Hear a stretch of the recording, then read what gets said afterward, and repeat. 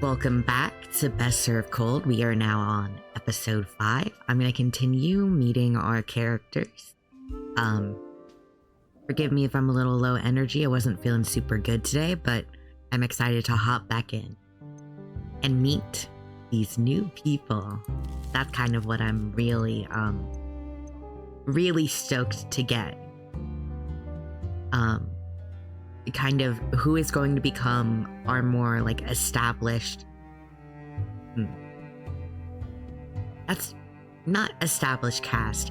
Maybe it's better to phrase it as who is going to be the people who supply like information on like who's innocent or who is guilty on the mystery that we have yet to encounter but are definitely going to be like digging into. Because right now, you know, we're a different guy. We're somebody different. And we are, you know, we haven't been recruited by anyone yet. So I'm curious how the narrative is going to do that, you know, end up recruiting us to deal with what we saw last episode with like the cutscene with Alina. Like, I'm very curious, but let's just get to know kind of our probably not killers for this case. What sort of drinks do you like, Lucas? I'm quite fond of coffee. It's a wonderful beverage. Perhaps you could work it in somehow? Got it. Did he say that like when I made this? Maybe. I'm glad he liked it. God, I love this jacket. I want this jacket so bad. You work on the boulevard too, right? Yes, in the international business office of the Grand Central Bank. How is business? Good for now. I've been promoted a few times, and if I keep working hard, I may make assistant manager next year. Sounds interesting. You're working internationally. Thank you. You would agree, but it's steady and pays well. I mean, I can't retire quite yet, but I can afford nice food, good coffee, and as many cocktails as I can handle. And it's probably a good idea to have an essential job to avoid conscription. Are you worried about the war? Oh wait, was that... I wish we still had we don't have the newspaper. They were mentioning that, weren't they, in the newspaper? We don't use that word at the bank. It tends to make our customers nervous. But yes, unrest slows business, and I worry that most of the borrowing and loans we see right now are disaster investors and profiteers. Why would anyone stockpile food now if not to benefit from it later? And they were having some crop issues, I recall. The people studying them were like, ooh, looks like some bad shit is going through our plant. I mean, we got that a year ago. You think there could be a famine? It seems to be more expensive luxury items we see being bought in bulk and stockpiled, and mainly by former currency speculators from Belgium and Bulgar. Currencies are too unstable, so they have changed their focus. Do the banks think war is inevitable? I'm not going to ask for your personal opinion. The banks don't make bets. They leave that to their customers. They plan for all outcomes. Business looks to be going well enough, so... Well, it looks good tonight. Okay, that's his, dialogue finish thing. Okay. Tell me about your quote-unquote friend. Oh, cute. Cute. I have tied myself in knots trying to figure him out. I think I need a drink before I talk about all this. That is a cute sprite. What do you do for fun, Lucas? Well, every day I try to do my 3 main activities. If I miss any, I'm really very grumpy. But if I do all 3, I'm ready to face the day. What are they? First is the morning coffee routine, obviously. but I also like to crumble a brown sugar biscuit over some fresh yogurt and whatever berries I can find. On special days, I drizzle some lavender honey on top. Wow. Wow. Wow, I love him. I love him. He's very charming. He's having a beautiful breakfast. Then I go out to my garden and feed my cat, Martha, and see if the little finch is eating from the bird feeder. I call him Bartholomew. And then I have a nice cold shower. Really? Yes, indeed. I feel the ice-cold water clears my head and wakes me up more efficiently than a single source of Arabica... I'm not gonna say that right, probably. Arabica dark blend, medium roast with sugar. What do you do for fun?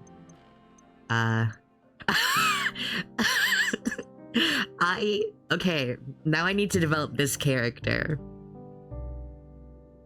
First chapter 0, case 0, thrown out. Forget about whoever that was. I don't even know if they're my character. This is my character, for sure. And I think I do want to make them kind of like a little freak. That's pretty funny. Something about them being like, something is deeply wrong with them. I'm just, what do I think they would do? Because I really think this is a good, they would totally, how young do I want them to be though? Because that makes them seem really young. No, they do it. You do what? Well, we all find amusement in our own ways, I suppose. Thanks for this distraction. I feel I am getting better at this small talk. You're very charming. You don't need to worry about that. At all, whatsoever. Like, you're a very charming fellow. Yeah, I think I'm making my... I think this character that I am right now is very, like, :3 face. Like, that's what they're giving. So, I'm gonna just draw that. Put second bartender. Just very quickly, so I remember to draw them. Very fuck around, find out, like, yippee yahoo type. Compared to my first bartender, who I felt was like, I don't know, definitely more put together, but I also felt like I'm sure they did not enjoy whoever they turned out to be. Was definitely under the stress of being blackmailed constantly. Good evening. Evening? Okay. What sort of drinks do you like, Bjorn? Something simple and strong, please. I can do. Did you like this one? That I'm curious about. Yeah, you did. Okay. I want to ask you... Oh my god, this is... I love him. I love him so much. I want to be him. You're close with Lucas. I'd like to be. What's stopping you? He's a fine fellow. Gentleman. We know each other a little. And cute! Stop it. There's a murder. Alina's literally getting murdered right now. Stop being cute. And, well, I like him a great deal. We're not close friends. Though I would like that, but I like him as more than a friend, you see? How did you meet? Upstairs, actually. I'm not much of a reader, but I need an ornithology book. Yeah, is that how you say that? I've never said that out loud. Ornithology book. To help me identify a species of robin. He was nearby reading about coffee beans, I believe. I think neither of us are accustomed to talking with strangers, but we both made a go of it. I hope he realizes I want a deeper relationship than casual book chats. Maybe tell him. Tell him I think he likes you. I feel I put all my cards on the table, but I also wonder why he is interested in me at all. A friend, companion, or anything else. Perhaps he has a business reason. Could you help his business? He banks. I don't think so. Nah, I suppose I just need to talk to him more openly. I think so. I think that's true. Yeah, because it's very... Look at him. He's sitting like that, and he's, like, waiting for you. He's, like... He is literally so ready to talk to you. And you're over here talking to me. You're wasting your time, man. What's your job? You did mention metalworking, right? Metalwork. I don't think you'd be interested. It's not too complicated. I am interested. I rivet the frames of outsized flanges to fix the strainers inside pressure vessels for steam tanks that are reinforced for high-yield fabrication. See? Interesting. If you say so. You're an odd sort. I don't mean that in a bad way. Well, you haven't been on the street when I'm putting down pennies. Back in Scotia, I worked on barkentines, or you might call them schooners, or schooners. Sailing boats, right? Bloody huge things. Oh, damn. Sorry about the language, pal. Is that allowed here? I'll let it slide. I worked in Scotia on these big schooners, but they were solid things. Not like the matchwood they used in Sara. You know a lot about ships. Yeah, the Scotian barkentines have 3 masts, and back home they built them with steam cores, and they had an electrolyzer induction system. The sails are mostly for show or military maneuvers. It's in my blood, you see. I come from a shipbuilding family. 3 brothers and my father. Hells, even my mother worked on ships, training the dampers how to use signal flags. In Scotia. Yes, what a country. Whiskey and rain run in my veins, because that's the only 2 liquids that flow in Scotia. I hate it, and I miss it. You have to go away to come home, you know? Why'd you leave shipbuilding? My brothers and my mother needed money. There's no work back in Scotia, so I came here. Saran coin goes a long way back home. Will you go back? Maybe. Probably not. Sometimes you change so much you don't fit back where you came from. Like a jigsaw piece that got too beat up. We really are a yapper. Comparatively, we really are. I'm putting that down in my notes. I wonder if that's different if we chose that we care more about the drinks, or if that's just to get approval from Sandra, who I'm pretty sure is our blurbo. Your family must miss you. Aye, it's mutual. I just worry that when I get back, my brothers will think I've changed too much.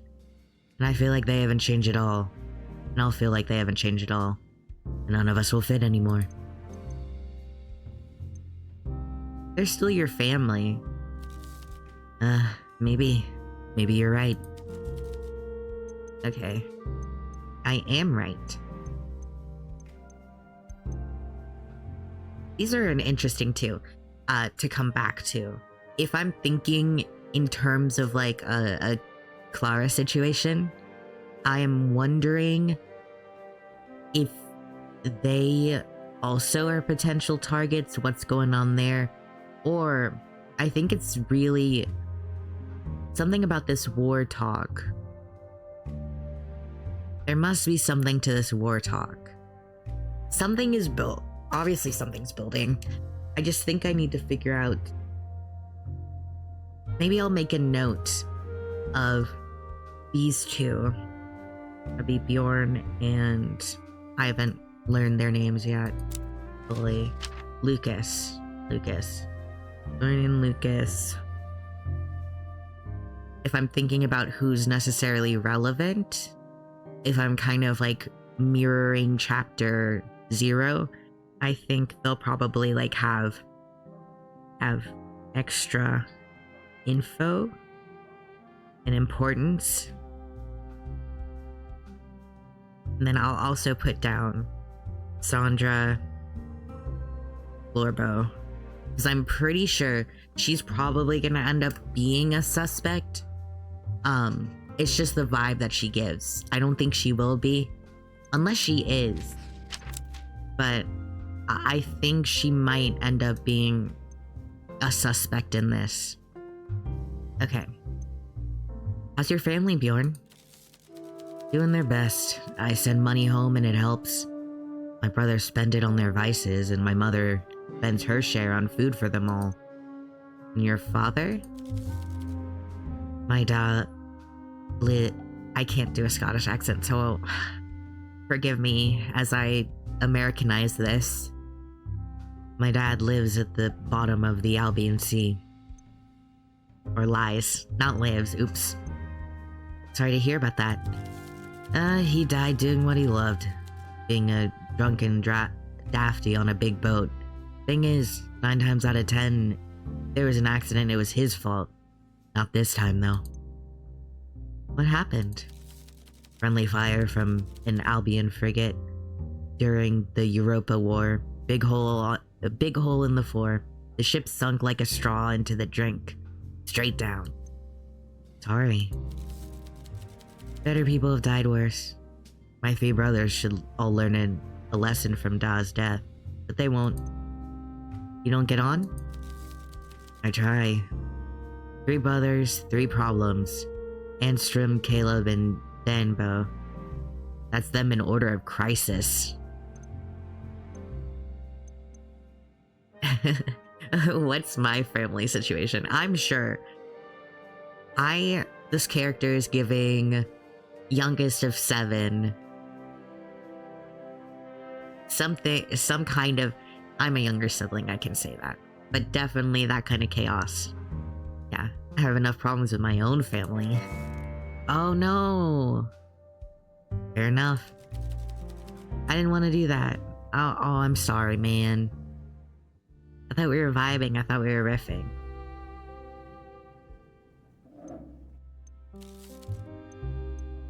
That's not gonna work. I'm gonna have to leave you, guy who looks a lot like Maria. Or is that just how they stylize the dark eyes? That might be how they stylize the dark eyes. But there's yellow in them. Which I guess is to match like the yellow decals. Let me get rid of you. Okay. I don't have any more customers. What are you talking about? The cat's gone. You fucker. You bastard. Get the hell out of here. I hate this guy. This fucking guy. Oh, so you're back. You're back to do it again. We'll just open again. Okay, there'll be another bartender. And you'll have to fucking deal with that. You'll come in here and you'll be like, I need your help on a murder, actually. Vincent enters the bar, followed by a man dressed in a long coat with piercing blue eyes. They sit next to each other, but their body language makes it clear they do not want to be near one another. As the men settle into their seats, you can see Vincent's face is still red, but he's trying to calm himself. Hugo, meanwhile, adjusts his coat awkwardly and coughs. It's clear the 2 men have been arguing outside. Though they are quiet now, the atmosphere is tense. After an awkward silence, the man speaks. Well then, detective, now that we have some manner of privacy, perhaps we can talk this out like civilized men? Or by all means, continue your tirade. Yes, it's better we talk here instead of continuing our argument in public in the streets. Now, Mr. Fleur, despite all those protestations, you knew about the illegal bar the whole time. In fact, though you feigned ignorance when the culprit was caught, it was originally all your idea. And 1 year later, I returned to find you have the audacity to reopen the speakeasy, this time with a new sidekick. You narrowly avoided ruining the ruin by shifting the blame, and having learned nothing, you're doing the same thing all over again. You have gone too far. You have no issue with keeping the place open when it suited you and your career. You've used this place as a hunting ground to catch your suspect. I say you got what you wanted, Constable. Or should I say detective? Your promotion was won with my help, and dare I say, you enjoyed more than the odd tipple while on the job. Hate this guy. What do I say about him?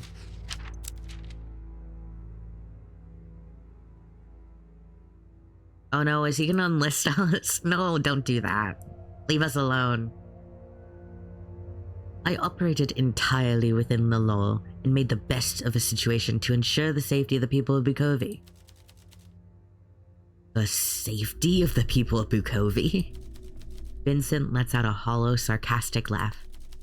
You climbed the ladder and kicked it all the way when you got to the top. The last bartender didn't deserve to be hung out to dry like that. Despite my help and cooperation in apprehending that vile killer, Elliot Lynn still got away. And this speakeasy was closed down. What? No,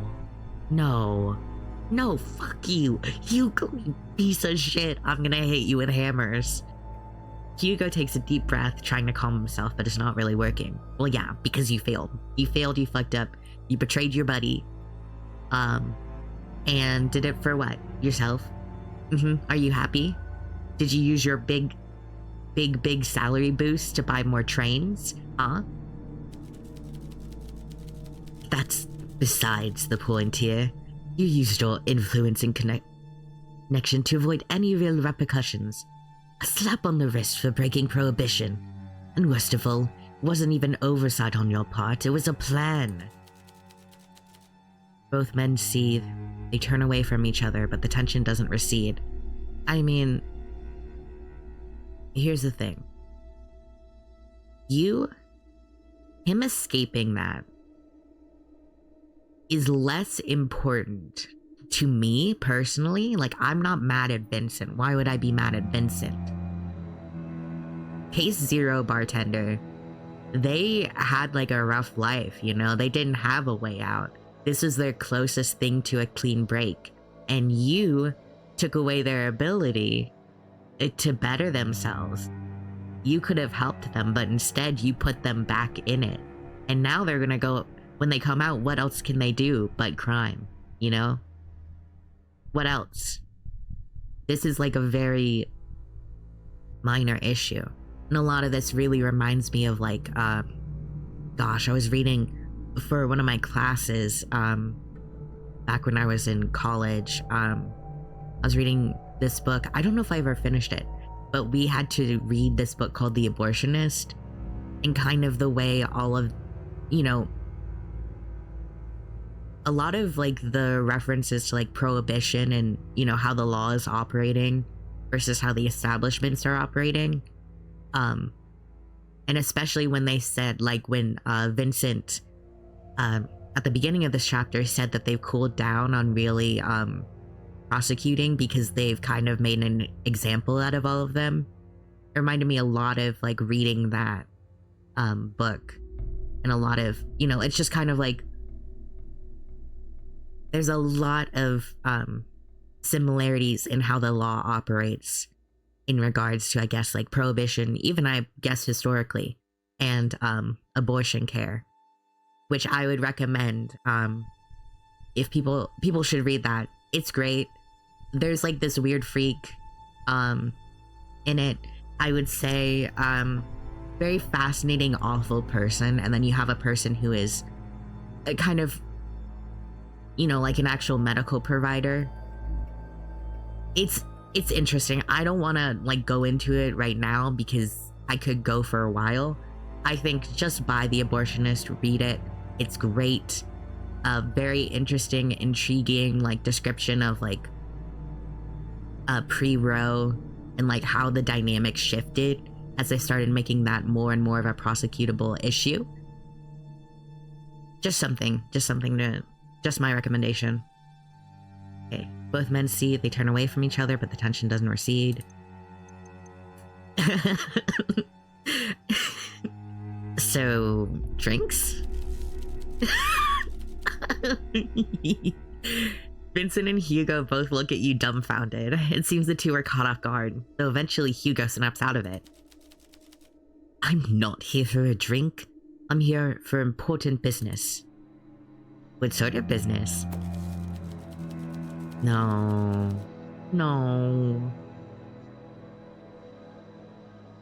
Hugo pulls out the newspaper from his coat, and it settles down on the counter. It's from roughly 1 week ago with the headline, New Money Heiress Dies at Tea House. Let's read this. Police have opened investigation suspecting foul play. Ambulance was rushed to the tea house, the tea terrace yesterday at 4 p.m. Convulsing. Although medical staff swiftly arrived on the scene, it all came too late for young Alina. Passed away of asphyxiation. Started in an investigation as Bukovi police has since closed the tea house and Oh, sorry, it's just like a text issue. She had no prior health problems that could account for the sudden onset of these symptoms. The tea terrace owner, Feng Bai, was among the first questioned. Several other witnesses have also been brought in for questioning, including the friends who were present during the incident, as well as Olivia Carmine. What are you? You wouldn't do it, girl. Girl, you wouldn't do it. You're my bestie. End of the speakeasy after a string of arrests that resulted from last week's large-scale police raid. Many believe that we have finally entered the death of the speakeasy as we know it. A moral victory for upstanding citizens everywhere. With war still on the horizon, the Saran government has shown no desire to stop its grain rationing efforts. Bukovi can be proud that many of the hard-working officers have fought to enforce the ongoing prohibition. That I've fought. Full year since last known murder. As the 1-year anniversary of the murders known as the Bukovi killings approaches, many wonder what became of their mysterious predator who remains uncaptured. Last year, the killer was revealed to be 33-year-old Elliot Lin, a key suspect who fled the country and managed to evade the police. Police urge the public to remain vigilant at all times. So, it really was for nothing. Like, we did all this work to help this man, and he screwed us over, and he's gonna screw this one over. And I like this bartender. They're weird. They're funny and weird, and I like them.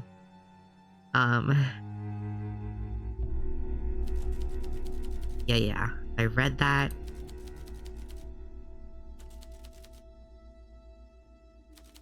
I did that.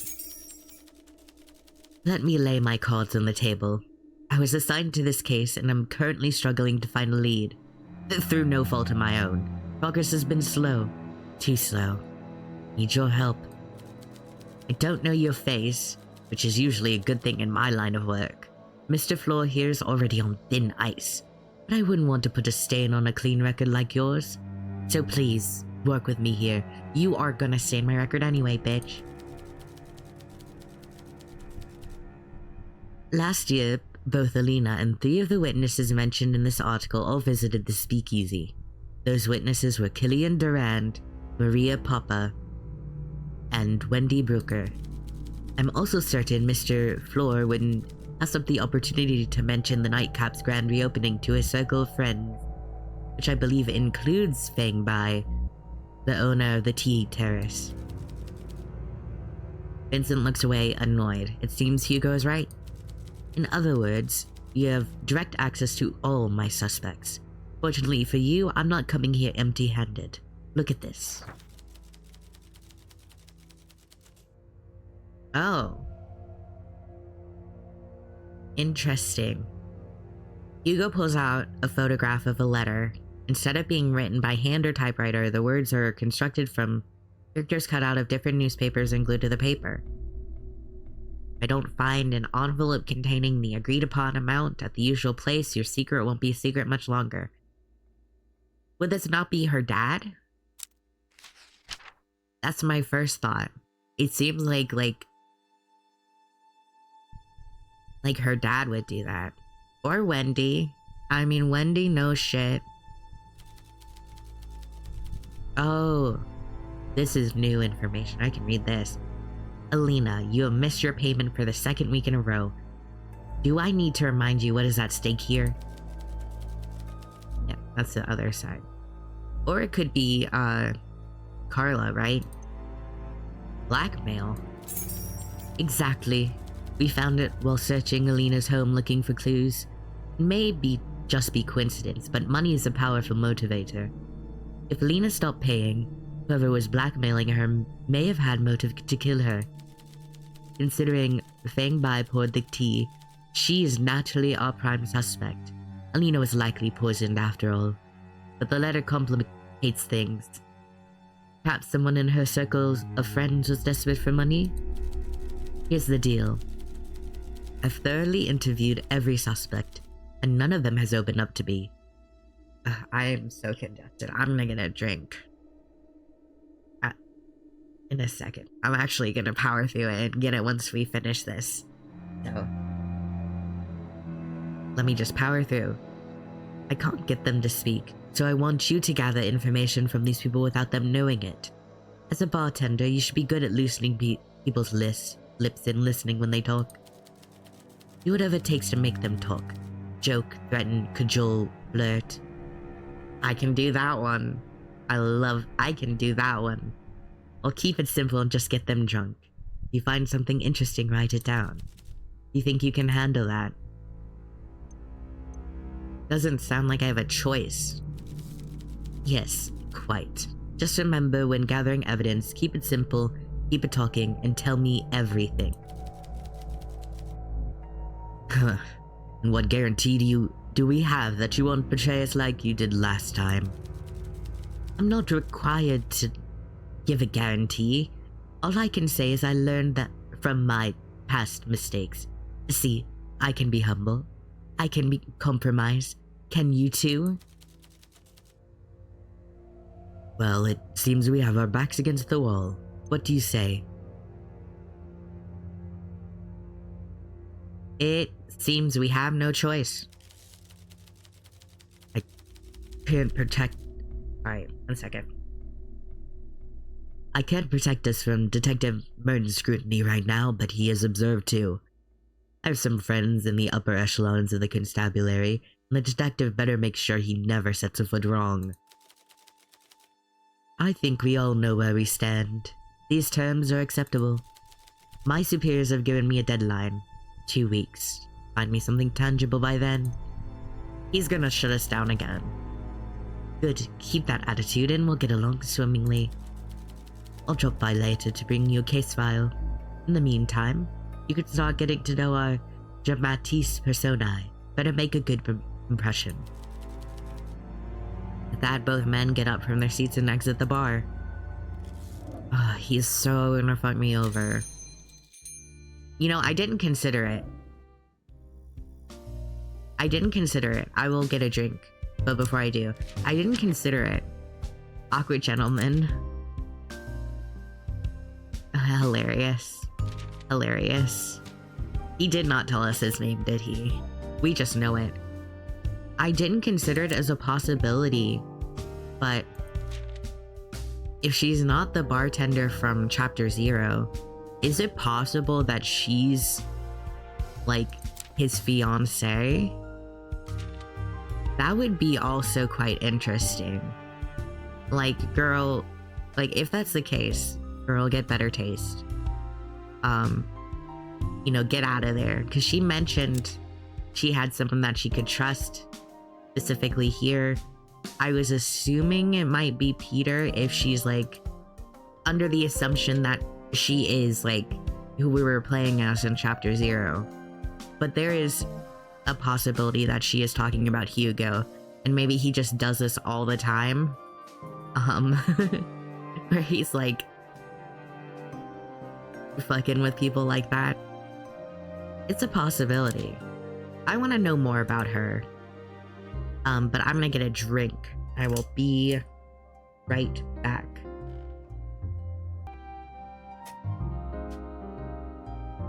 All right. So I was thinking about this when I was getting myself something to drink.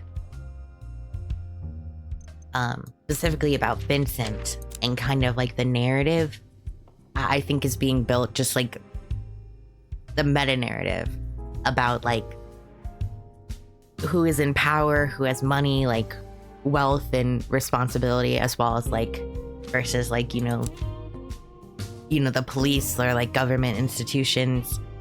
Well, I guess I don't know how, if I'd really consider police the same, but you know what I mean, like those sort of like law enforcement institutions is a good term, I guess. Kind of like that being built. And I think, you know, I was very generous towards Vincent, and I think I can be in the first instance with chapter 0 and what happened to that bartender. Because at that point there is no way out. This is the best case scenario, and there is probably nothing Vincent could necessarily do for them to get them, you know, not to be screwed over by Hugo. In this case, I suppose I should be like a little less generous because this does put us at risk. But when he reopened, like the assumption was something in our record would protect us. But it, you know, I think that comes from like being naive, and also, you know, I would say in some ways selfish to kind of reinstate this place and put somebody else at risk, because he wants a place where he can chat with his friends and, you know, show off.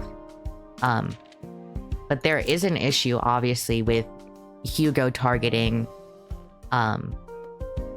you know, people who are helping him, which is going to be us again. Like, he's gonna, in some way we are going to be screwed over by him because we are the only person he can screw over, you know? No matter how much, like, somebody else thinks they can protect us, like Vincent thinking that we're a perfect person to do this so that he can have his cake and eat it too. It's not gonna happen. It's just not gonna end up happily for us. Also called it, we do know them. That makes sense. I guess we're a career, well, yeah, we're working like a career in this sort of like field of the service industry. Makes sense. A well-dressed young man enters your bar with an air of excitement. Though you only served Killian a handful of times at your previous job, you recognize him instantly as he walks over with confidence and takes a seat. Glad to see this place open again. There's so many ways to look at the world, and sober's the worst one. Hello again, Killian. Again? I don't recognize you at all. Where did we meet? I worked at the Spire Lounge, remember? Killian eyes you up and down, and for a moment there's a glimmer of recognition, but then it is gone. Well, don't dilly-dally. Mix me something. What's your taste in drinks? Too many questions? My head needs lightning. Lightning with booze. Okay. Whoa, that's different for you. Do you have new drinks that you like? Care for a refreshment? I shouldn't. I really shouldn't. But I want it. Go ahead and make it good. He has changed. He has really changed. Accept your tolerance, babes. Your tolerance is not good. Maybe give you like a,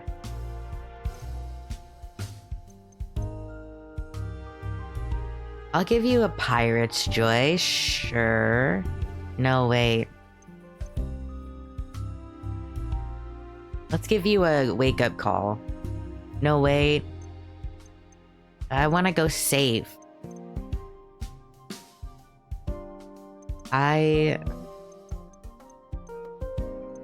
Let's do a pirate's joy. I feel like that might be safe, or I might be fucking up.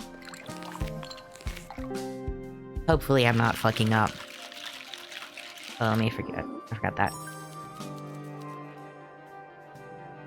This is an unusual way to mix this particular drink, but I don't mind it. Okay, he likes that one. Did I write that down? I probably did.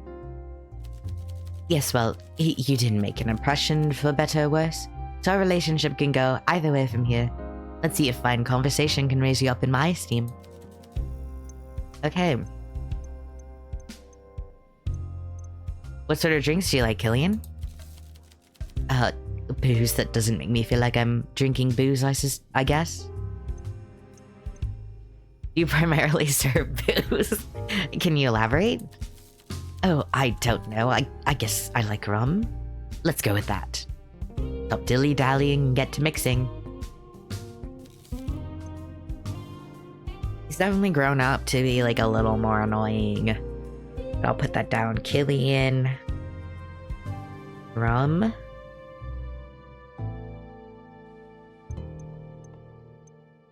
You seem agitated. What's the matter? Don't be coy. Everyone who has the ability to read a newspaper can make a solid guess why I'm not in the mood for conversation. Can't look at my friends the same way ever again. My parents have never listened to a word I say. I'm all alone, with nobody left to trust. I'm sorry to hear that. You get the feeling that Killian is holding something back. You connect with him, he might reveal more. Well, what else shall we discuss?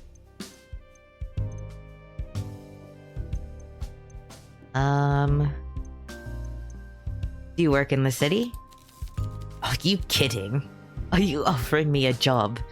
No, wait. Even if you are, I'm not interested. Why not? Imagine me working in a speakeasy. I would not be happy. The customers would not be happy. Damn it, I'm sure a bottle of vermouth would be frowning at me. There's other things you could do. I am aware there are a few others. Look, it's not like I'm useless. I could work, but there's no support to do it. And no obvious path for me to follow. No, the only job I'll be engaging in is the waiting job. Mother can't hold on to my trust fund forever. Good luck with that. Yes, well, at one point Alina was going to pay for me to return to college. And obviously that's out the window now too. So I'm back to my original plan. I wait for the wealth I am owed to come to me. That sucks. That sucks a little bit. Put him in college. Like, if you put him in college, he'd probably be a lot better. I want to build rapport first. I think. Do you have family nearby? Too nearby. Tell me, when do you think parents' responsibilities for their sons and daughters ends? I think never. But I think you need to hear when you become an adult. Okay. I mean, yeah, I agree. Look. I kind of agree. Like, that it's nice to have, like, parental support. I have that. I have a lot of that. And so does my sister, who doesn't live with us. So, well, I certainly agree parents should stay out of your personal business. But financially, they should be a lifeline, that you can enjoy your life without worrying about economic ruin. So you're short of money. It wasn't hard for you to read between the lines there, was it? Yes, indeed. I am granted an allowance for which would stifle a child's ambitions. Please, Mummy, can I have a penny for sweeties? Sweeties? God. Such benevolence from mother and father. If I were less patient and canny, I might strike out on my own and leave them to rot in the family manor. Yeah, I understand why he's so upset now, actually. I'm not gonna ask you about the death. Let me leave you for right now, though. I might get more clues. You fucker. Can I ask you about evening? I want to ask you. Tell me about the bartender. What sort of drinks do you like? Don't try me. Fair enough. I know what kind of drinks you like. You place the glass on the counter, but before you can ask him anything, Hugo raises his hand immediately. Don't waste a clean glass on me, bartender. I hold myself to a higher standard now. No more drinking on the job. I see. Was he actually hurt by having to arrest that? Like, was he actually hurt? There's something about him where... I don't know if he seems well-meaning anymore. He just seems kind of like... losing his ability to chill. What do you do for fun? Fun. Yes, fun. Well, I wouldn't normally discuss such frivolity while working on a case. And today is no different. Aww. We will have time to discuss my hobbies when, if you make progress with the case and win my respect. Okay. Yeah, we are definitely like a little guy. This is like little fella coded. We are a little annoying. But we are very cute. I love our new guy.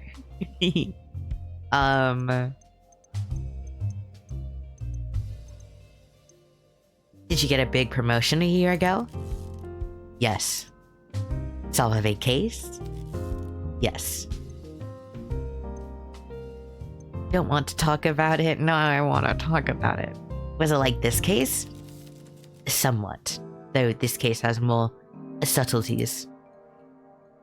Yes. Someone like me helped you solve the case?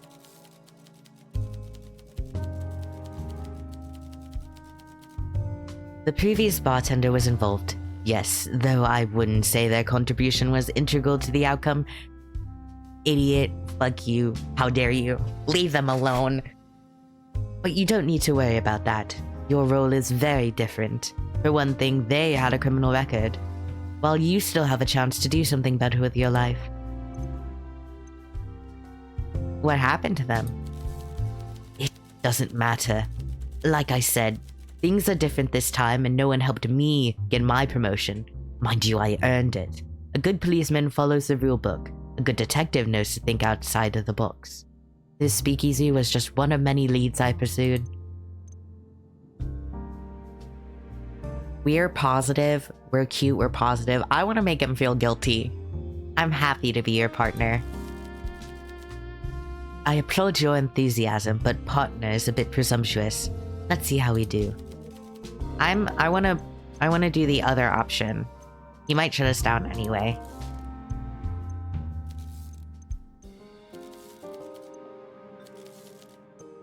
They helped you get the promotion? It doesn't matter. Like I said, things are different this time. Yep. Interesting. He really doesn't care. He's like, fuck you. You're a criminal forever. So at what point do we become incapable of improvement? Also, don't let Peter see this guy's gonna beat his ass. How did you find out this place reopened? I pass by this place every day on my way home from work.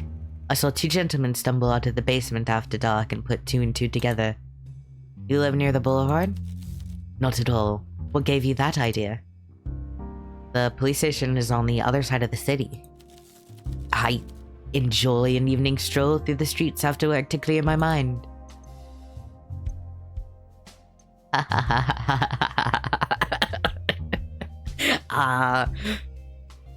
Yeah, I'm gonna fuck with you. No, but would we do that? Yes, we would. Walking is a good remedy for a guilty conscience. My personal life has nothing to do with you. Just focus on helping me solve this case. That's so... Not you walking here when you literally don't have to just be reminded, here's what I did. Weirdo. Weirdo freak. I'm taking a sip of my drink.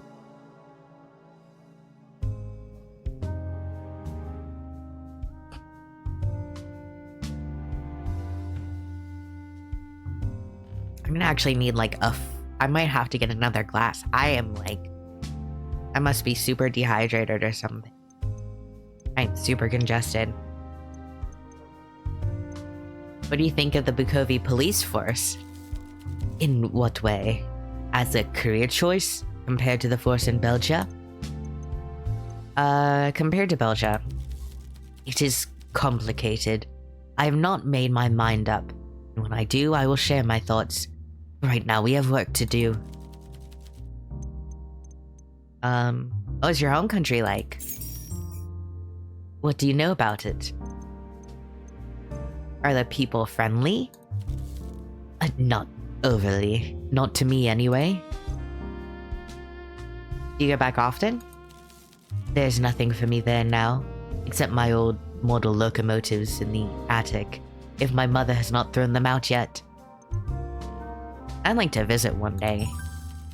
Well, travel does broaden the mind. Oh wait, your fiancé left you... Well, sorry. No, I'm not sorry. Karma. Get the karma. You've lost all the people that mattered to you in this life because you've thrown them under the bus in pursuit of something that is not worthwhile. And that makes you not happy. Anyway, that's just what I think. Well, travel does broaden the mind. If you ever go, make sure to try the cinnamon hot cocoa from Bonneville's. It's almost worth the 5-hour train journey. Can you tell me more about the witnesses? Certainly. As you may have guessed, most of the witnesses are also our suspects, with the exclusion of Olivia Carmine, the prestigious opera singer and radio host. Miss Carmine was sitting quite far away from Melina's table at the time, but she still observed the events from a distance. Make sure to interrogate her thoroughly.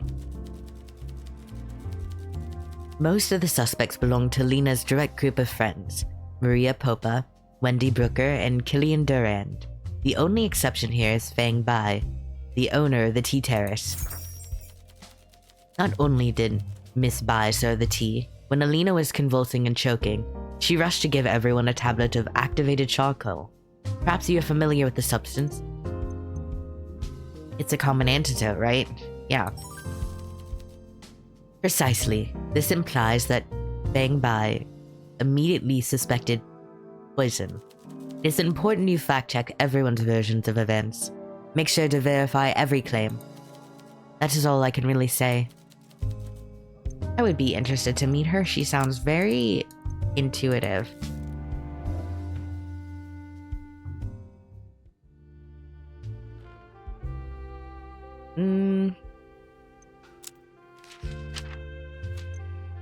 I think these are all things we can ask Olivia about. If she's safe, if she's not a suspect, do we have the suspect board yet? Not yet. I don't think we've actually clarified all our suspects. We need to meet them first. The bar is open once again. Glad to see Vincent found another gorgeous face to adorn this place. Oh, you think we're all so gorgeous? Both of us are gorgeous. Thanks. Do we know each other? I think I served you at my old workplace. Oh yes, I'm sure we know one another a little. And obviously everyone feels like they know me from the radio show. Familiarity breeds comfort. And this is one cozy little speakeasy you have here. Look at you moving up in the world. Or sideways at least. Let your lips spill secrets they shouldn't. Gossip, darling. I love you. I love you. I love that she remembers us and she cares that we were here. And she also likes us now. And she called us good looking. Great character. You know, if she ends up killing somebody, she didn't do it.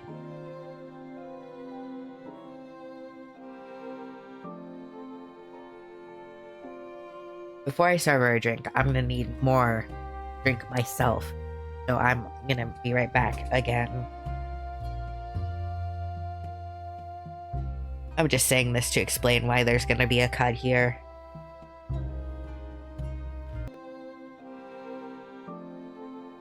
Okay. Hey, I'm back. Sorry. I need to get a less creaky chair or oil this chair. So let's get her drinks. Pirate's Joy. That's specific. A story. I'm afraid the time for that tale is past, dear bartender. I'm sure we'll find something else to talk about. We knew that before. We learned about that before.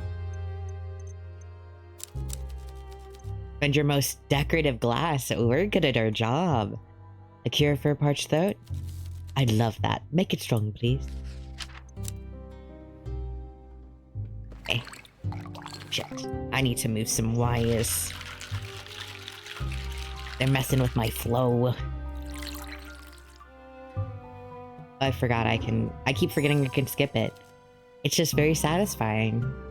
Perfect. Even before Prohibition, this would be delectable. Let your lips fill secrets they shouldn't. Gossip, darling. Okay.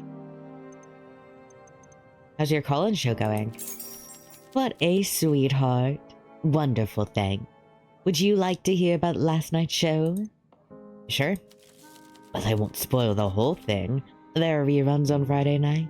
What confession would you like to hear about the most? I'll share one, but only one.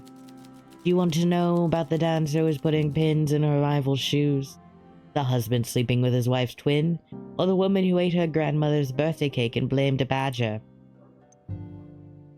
The badger blamer? That's crazy. Apparently, the cake stealer came home tipsy with an empty stomach to find the cake lying unguarded on the kitchen table, ready for her grandmother's birthday, which was the next day. We have all been there. The cake stealer ate almost all of the cake. She was assiduous enough to remove all the evidence and cleaned herself up thoroughly before going to bed. The next morning, she blamed the neighborhood badger, which sure enough had been seen stealing food from the pantry the previous week. You can imagine the scene. Did she get away with it? Yes, her excuse worked. What a perfect charade. Oh, it's clever. Indeed. She spent the last year locking her doors and windows, lest the hungry fictional badger get into her house once more. You know, the radio show is wonderful, but it's not the only pot on the stove. Have you heard of my Dalliance? No? Oh, you must have heard of it. It's an opera debuting soon, and I'm the star. I am so sorry the tickets will be so very expensive. You would have loved it. We have a lot to talk about with you, huh?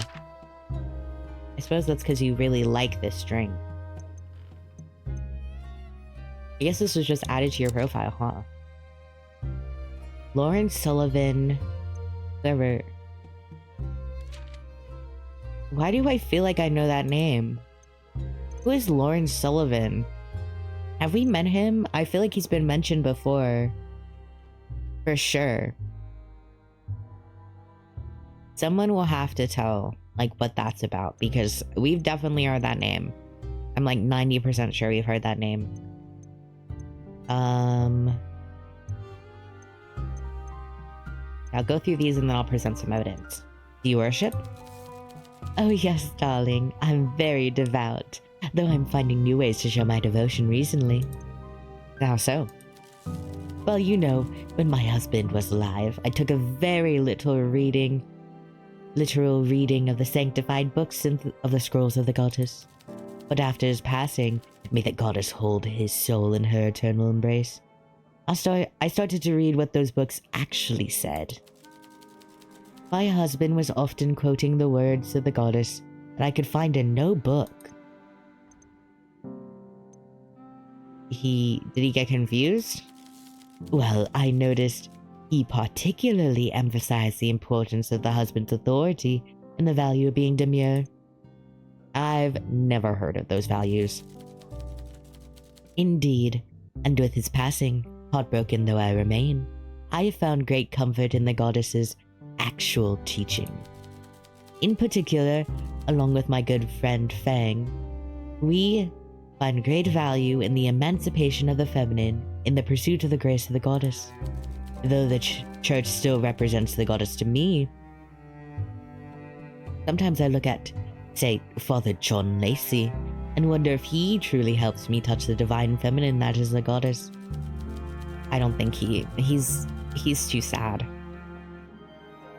Or perhaps, and please don't think me conceited when I say this, the divine feminine lives in not John Lacey, or the church itself, or even the congregation, but in me. I like that idea. No, I think that's like of more interest, personally. We're gonna talk about theology for a second, because I'm imagining, given like the location, I'm unsure if like this is like more of an analog to like Catholicism or like other like sects of Christianity. But within Catholicism, it's very interesting because it's definitely like a patriarchal structure. But, and I was raised Catholic. I'm not now. I'm an atheist, but like I know a bit about it. I was an altar server. I was there. I was there during mass, all that shit. What I find very interesting, and I would love to, I'm sure they'll bring more of it up because they're talking about a cult with Alina. I'm sure that will mean something. But I'm curious how this ties, like how directly this religion, like the Church of the Goddess, ties to maybe something like Catholicism in terms of having like a lot of like the main like church components, the actual like religion as you're practicing it being run by men, but also conversely having these spaces where women do have like some manner of religious power, or spiritual like hierarchy, religious hierarchy above like a regular person. Like obviously Catholicism has nuns, and like that's in itself, they have like a manner of authority within the church,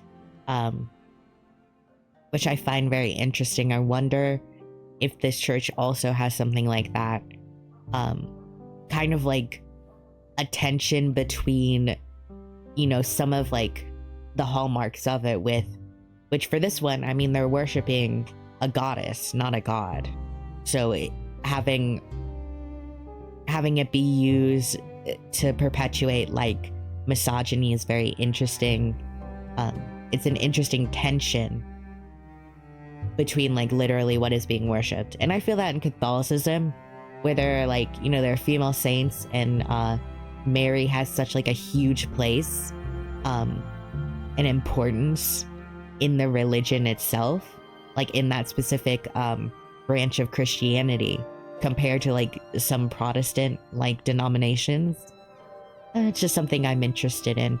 I'm being intellectual this time. I need to go back to saying wow slay. But it's bringing me there. I'm wondering about that, and I'm wondering about what the cult is going to be like compared to, the church that we are gonna be playing around with more. I assume maybe not even this chapter, a later chapter, they'll bring up more about the religious divides. I think it's inevitable.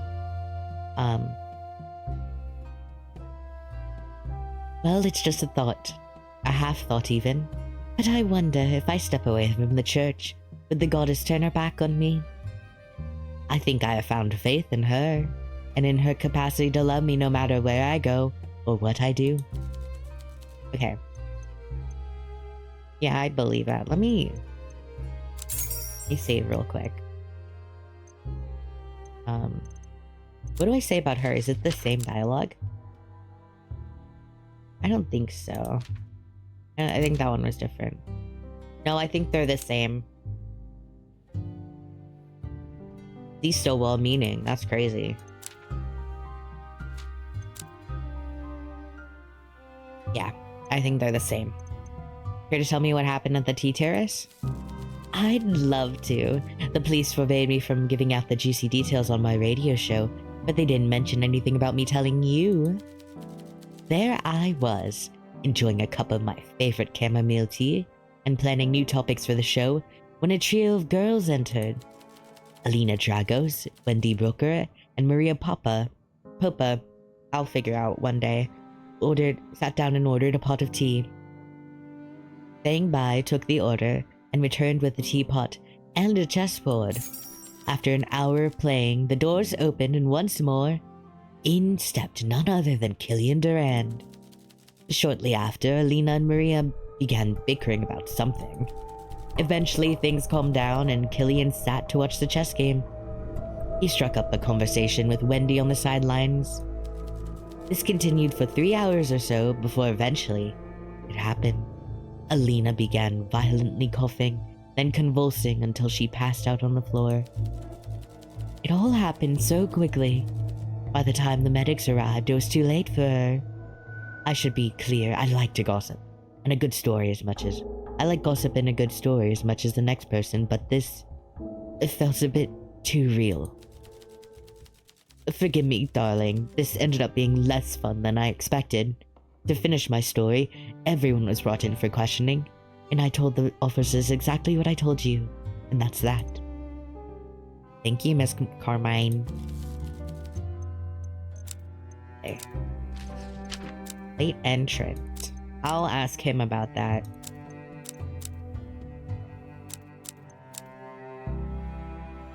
I want to ask about the charcoal. No, wait, I'll wait. I might come back. I'll leave you to the end because I feel like you're not directly involved. Let's go to Maria and then Wendy. Oof. I don't think I'm putting her in a better mood, honestly. A young, tired-looking woman sits down at the bar and looks at the menu behind you with glassy eyes. She seems defeated, but you can tell her glum demeanor is not her usual nature. It's been a long day. I don't know how I dragged myself here. Most nights I just flop into bed and try to sleep, and fail. I get home from working at Seems Good, and I don't even want to read or play chess or anything, really. That's rough. Now I'm here. I'm not sure it's worth it. Maybe a drink will help. Sure, what do you like? I don't even remember. Just make me something to take my mind off things. Okay, that's a big drink. You place a glass on the counter, then slide it like a chess piece in front of her. We're good. We're a good bartender. A drink? Sure, surprise me. Do we have tomato anything? Okay. You like tomato? You like tomato? I don't think we have any tomato anything. But we want something. Let's try and get like at least a 3. I don't know if she'll like that. She'll like that. That's pretty sweet. Wake up call. Eastern Ruby. Maybe not that one.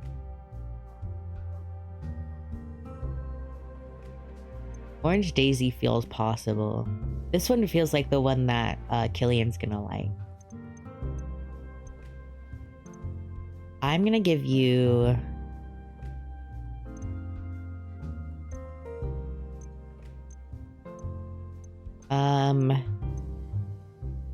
Oh god. I might actually fuck this up. Do I have Maria's like drinks? I have it. This is why I write shit down. It made me think it wouldn't matter. Then it mattered. That's Hugo. That's John Lacey. Alina. Wendy. Did I not write down Maria's? That's crazy. Well, let's try a pirate's joy. That's gonna be too sweet. I think we're gonna try a wake-up call.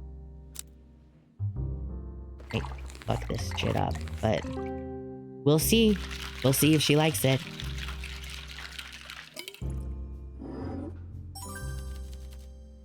Okay, fine. Okay, perfect. I'm all for improvisation. This is unusual, but it works. I needed that drink more than I like to admit. I'm Maria, by the way. I'm glad this place is open again. I hope it goes better this time. I'm going to sit down again. I think Wendy was talking to me about something or other. Take care, Maria.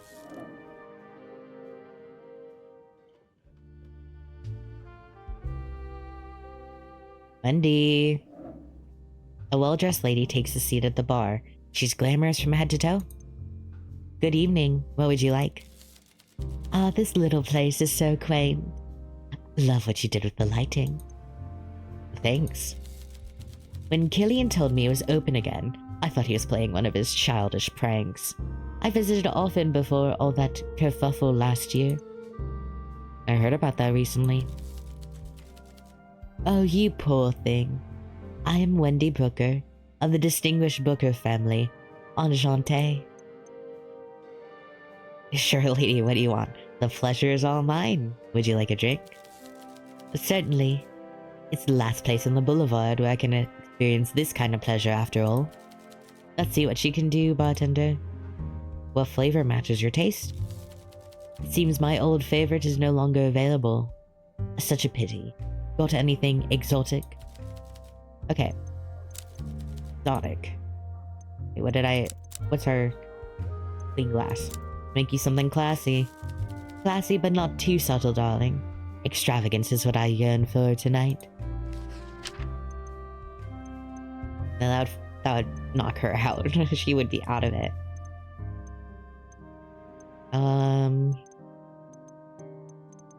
Maybe this one?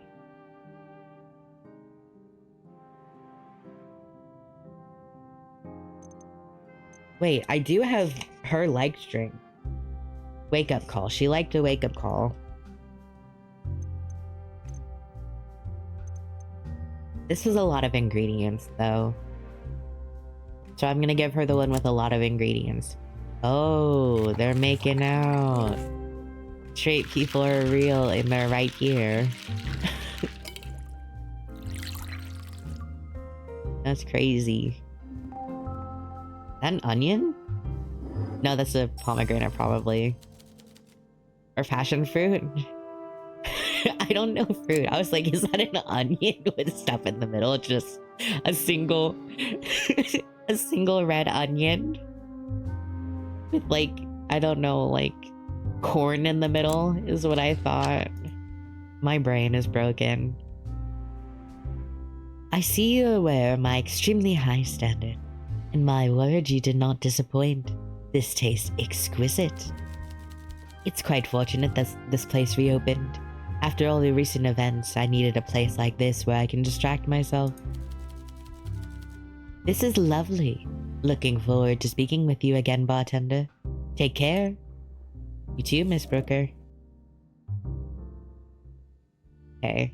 I want to go back to her. I feel like I got a lot to get from her. Oh, let me go back. It's busy on the boulevard tonight. How's business? Can't complain. Good to see you, Wendy. Let's catch up. What sort of drinks do you like? Something exotic should do the trick. I will leave the rest in your hands, bartender. Got it.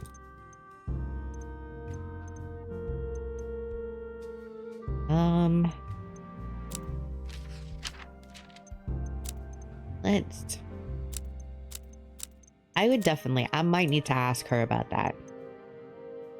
I feel like she'd be willing to talk about that one.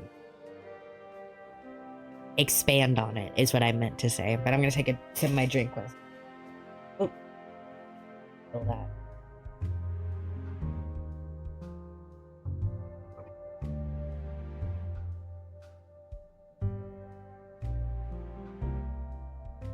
Okay. So what's your story, Wendy? My story? Well, I'll share if you will, darling. What's your story? Just trying to survive in the city. As we all are, darling, but most of us can express that in a more interesting way. My own path from rags to riches was a little more rocky. Not that I was ever really in rags. Not even close, truth be told.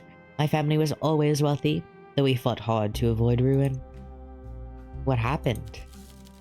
My father was in business with his brother. They squabbled and there was conflict over contracts. For years, my father was angry and disappointed. Always worried the money would disappear. When I was a child, we traveled around Sara visiting the hotels my family owned.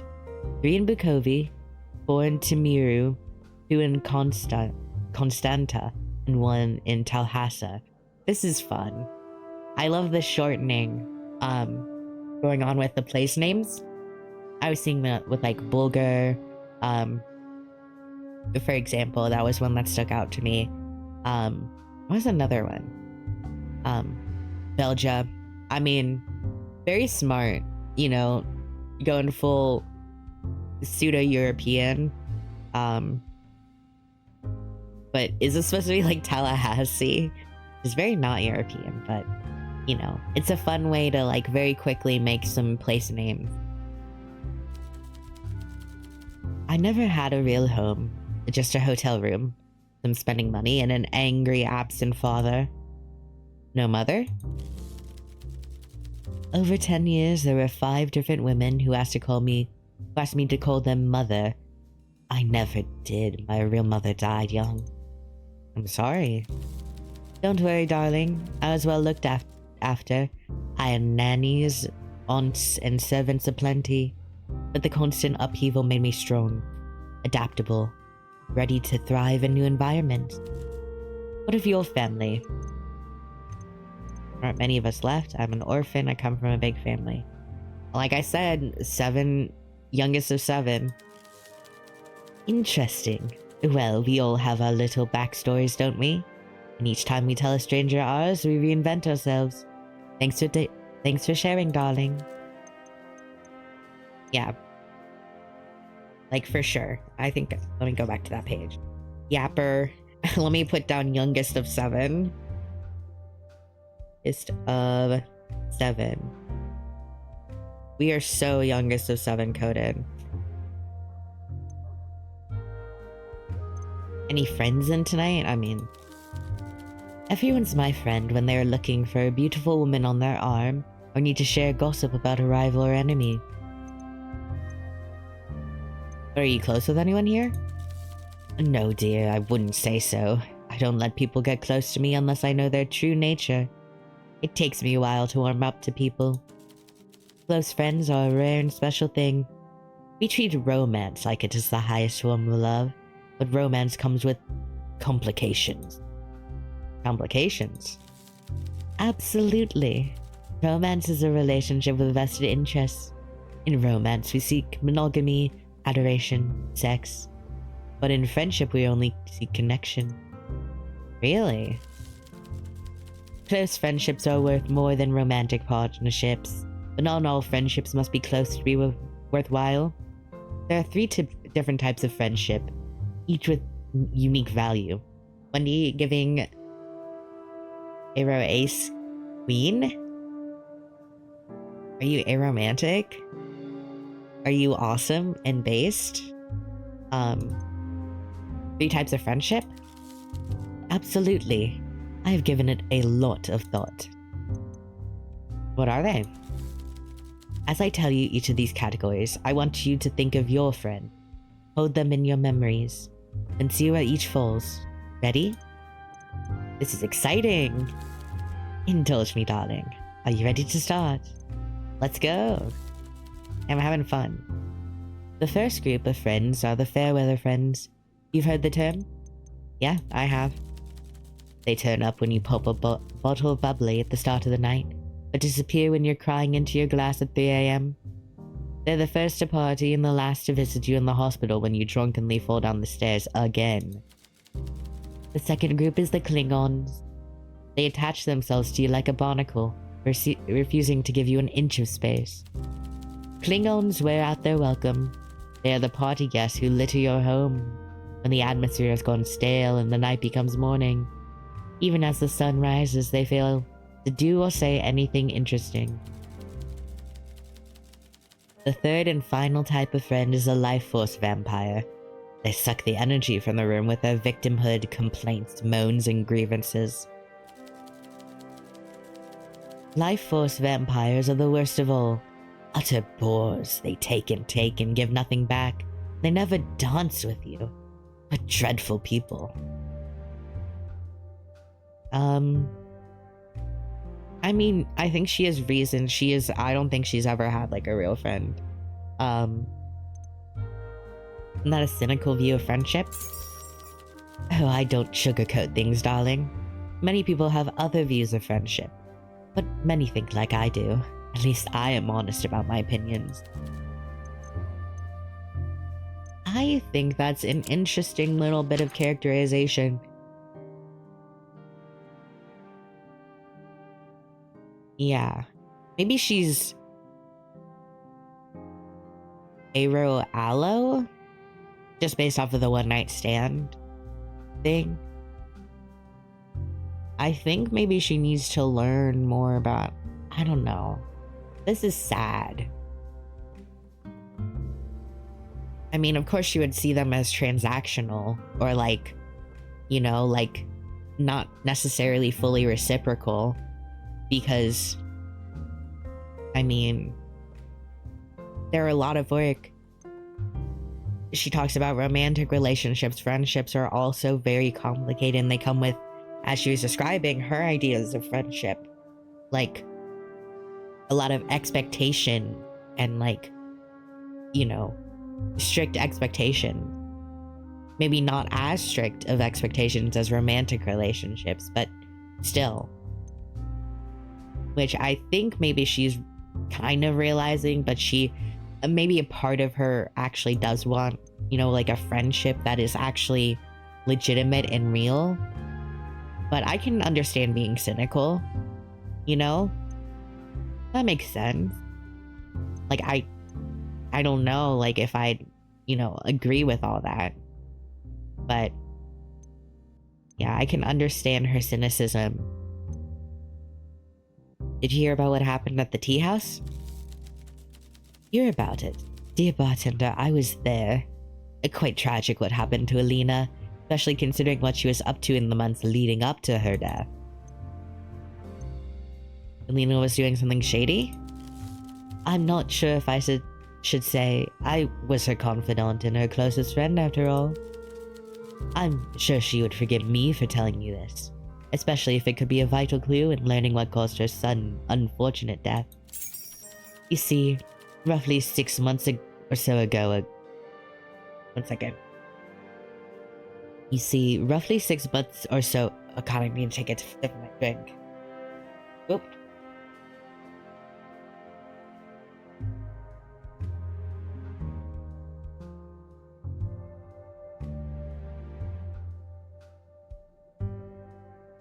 Okay, and I might also need to blow my nose. I will be right back. You see, roughly 6 months ago, Tyrion nonchalantly mentioned he found a bottle of Pocerta in one of Alina's drawers. Marino was there when he told me. What is it? It's a type of medicine commonly used to treat psychosis, but it can also produce periods of intense focus and concentration, with the right dosage. During the war, officers received injections to help them in the field. Such drugs are commonly used by diplomats or those working in espionage, or even in some high-pressure business environments. But Alina belonged to none of those groups. She is, however, a very competitive chess player. Medication taken without prescription is a dangerous choice. Given she was playing against Maria that day, well, sadly, it all adds up. Adds up to what? Alina never quite learned how to lose. If she took a higher dose than usual, to ensure she'd win the game that day, It might explain why she started convulsing. An overdose. But wouldn't the charcoal help with that? Activated charcoal? Like, that would help better than with the medicine. Not the medicine, with poison, right? Like, I thought, you know, this works pretty damn well. It sounds like if Feng Bai did that, if she did that, for Alina, I wonder if she knew Alina was using. That seems interesting to me. An overdose. It's only my theory, of course. Like I said, both Killian and Maria knew her well too. Perhaps you should ask them. Perhaps I will. Thank you, Wendy. Okay. How many do I have left? 2. Okay. I want to ask about,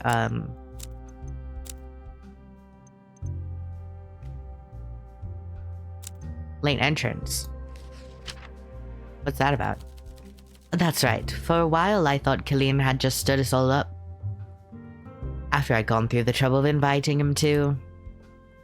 Why'd you do that? A pity, I suppose.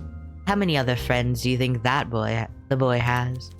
That, and I wanted someone I could actually talk to while the 2 girls were focused on their chess game. Okay, let me go back. I'm literally just trying to get more info. Oh.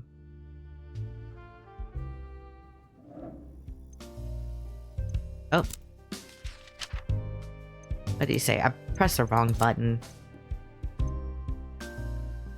Sorry, there's a fly. It was bothering me. It's getting busier in here. I hope the drinks are good. They are. Okay, well, should we discuss? Heard you're avoiding Maria. Where did I hear that?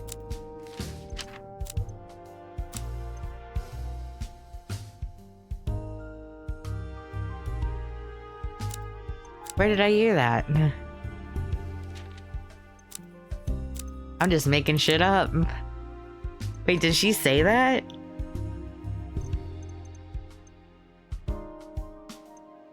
Or did he say he just didn't want to be around them? That would make sense. I'm not sure. Yeah. Another day. I'm so glad work is over. Good evening, Maria. Let's catch up. What sort of drinks do you like, Maria? Doesn't matter. Just make me something to take my mind off things. Okay. Can you tell me more about Alina? I'm not in the mood to talk right now. Just serve drinks and don't ask too many questions. Is that okay? I understand. So, she's not in a good mood. Not a drink she liked, is it?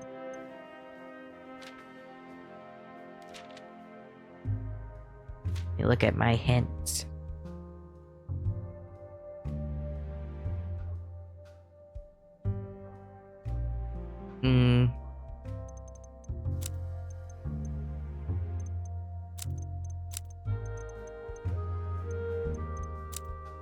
Let's go back to mood. I miss mood. Food and drink or choosing. Joan. You need to do this from time to time as customers will avoid. Okay. Some stuff is locked out. Yeah, that's what the sun means. Okay, now I know what the sun means. It means good mood. Okay.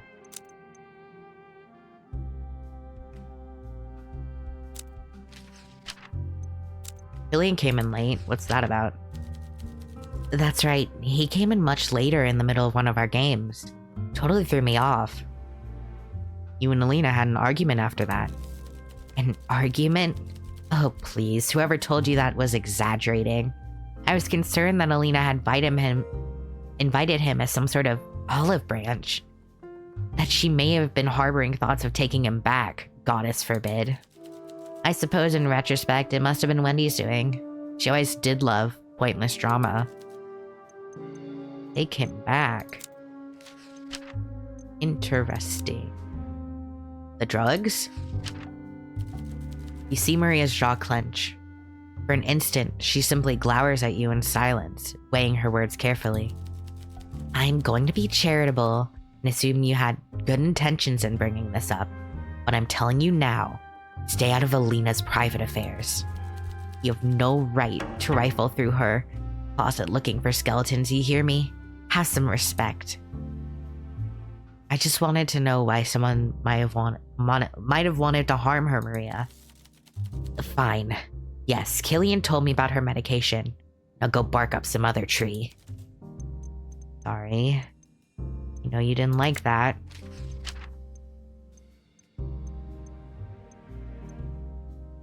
Did you know about the threatening letter? I think this is important.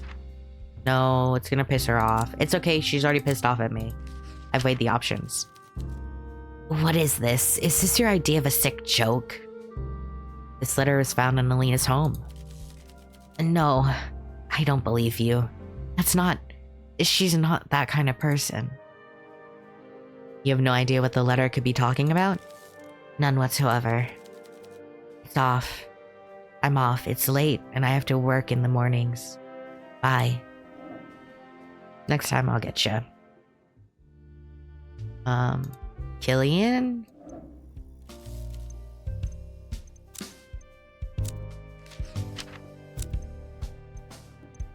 Why were you late? Why was I late the day my ex-girlfriend died at the tea terrace? You really think I'm in the mood for this conversation? It's brought up by a patron. Whatever. I was late because I wasn't even sure I wanted to go. It seemed the right choice when I got there.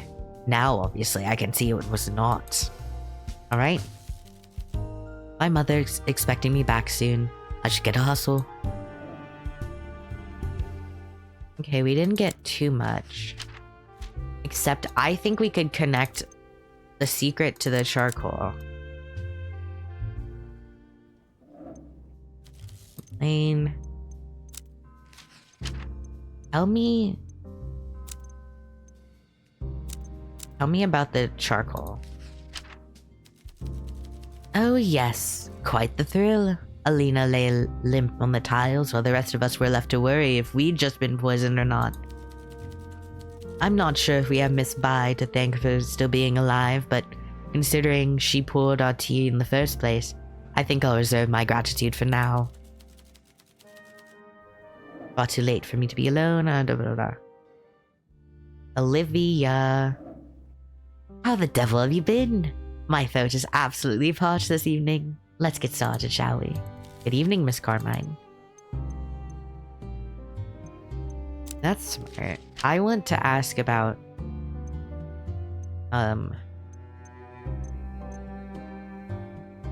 I'll wait on that. I'll just ask about the gossip. Got any gossip? Dear bartender. Quid pro quo, as they say.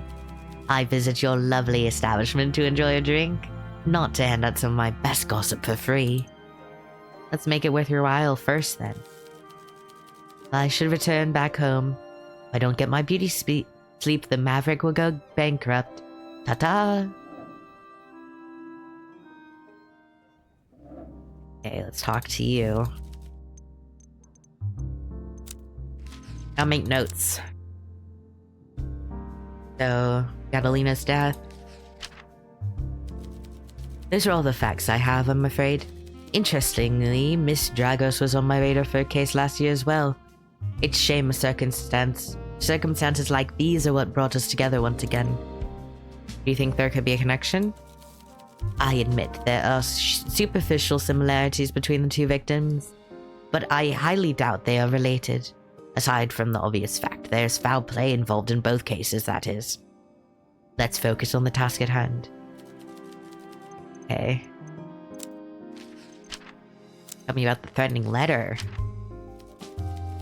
I've given you all the information I have, bartender. I'm relying on you to get to the bottom of this. The dead often take their secrets to the grave. Lucky for us, we're dealing with the living. Try to find out what Alina was hiding. Grill her friends if you must. Everyone that knew her secret should be considered a suspect. I guess. He was there late. Killian showed up later than the rest of our suspects, did he? Interesting. If timing played a role in Alina's death, this might just provide him with an alibi. See if this ties to any other information you found so far. Okay, the drug angle is what's making me think that might be where Miss Bai did that. So this was Alina's big secret, and Killian Durand, Maria Papa, and Wendy Brooker all knew about it. Interesting. I didn't think you'd get your hands on this so easily, bartender. Well done. Stimulants can have nasty side effects when taken in excess. So much is true, but I think Alina was a little too bright to make that kind of mistake. However, I do believe this answers some questions about a piece of evidence we already have, don't you agree? I also think, I know it's probably the threatening letter, but I wonder if it's also like about charcoal. Like, did she think that she was on the stimulants? Did she know that too? Yes, when reviewing the case, the charcoal that Miss Bai distributed stood out in particular. How so? Quick thinking and a clear display of knowledge on the subject of dangerous substances. It makes me wonder where she acquired that knowledge, and why. Let's press her on this. I assume she just has, like, experience with, like, drug side effects. Like, being prepared to kind of mitigate those. That's my assumption. I don't think it means she's working with poison.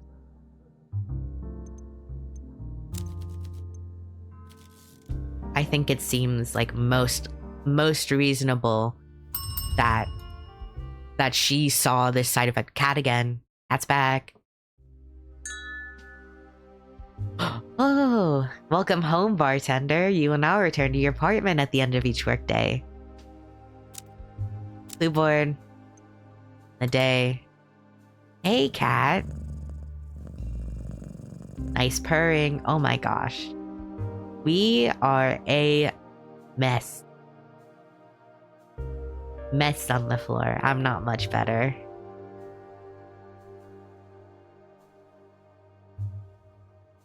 Ooh. New corkboard unlocked. Nice, nice, nice. Let's put all of these on here. Tie these together. Clearly, someone knew about her drug use and have been blackmailing her, considering she stopped paying shortly before her death. She may have been killed by someone desperate for her money. That's a good motive. Oh. Not that one? I like these two as option.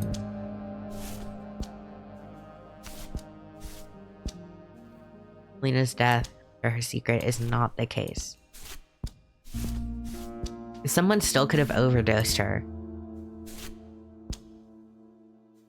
Okay.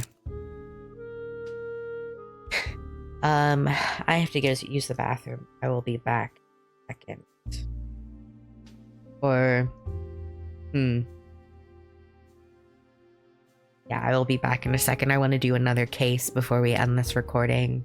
Or, not another case, another day at least. Alright, let's end the day.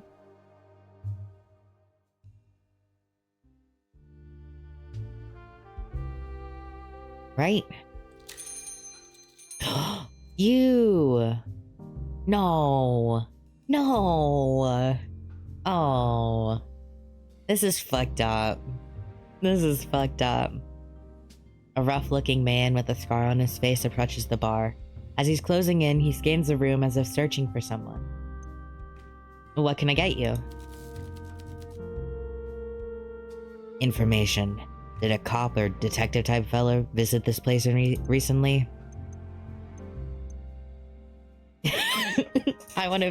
Let me be stupid. Are you and Detective Merton's acquainted? Detective. So that maggot got the promotion in the end. Some history there? Oof. Oof. Oh, what made you think I wanted to talk about him more? Watch your mouth. Would you like a drink? The angry expression fades. He squints as he looks you up and down. You really want me to believe you're just a bartender, huh? Have to pay my bills somehow. You better make me a drink then, bartender. All smiles and sunshines before I have a drink. After, depends on whether the drink hits the spot. What flavor would you like? I see my old favorite is off the menu. Damn war. That's something dark and bitter? Okay. We probably don't call him handsome again.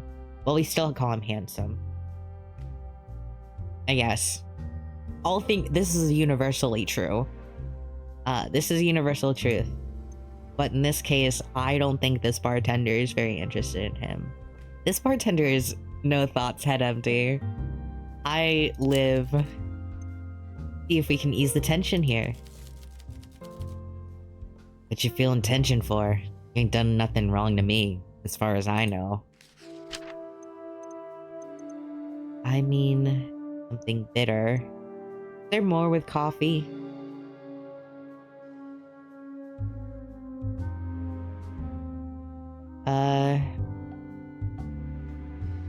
Ambush would be funny. He had liked drink, but I want to get him like a favorite. Maybe? Night Count seems like it would probably be kind of bitter. I don't know enough about alcohol. So what happens when you don't drink? You just like don't know. You like this? Hell yeah. In a bad mood. You know how to make a good drink, and you know you almost made one tonight. Let's get the official stuff out of the way. The name's Peter. I'm here on behalf of your business partner, Carla. Ooh.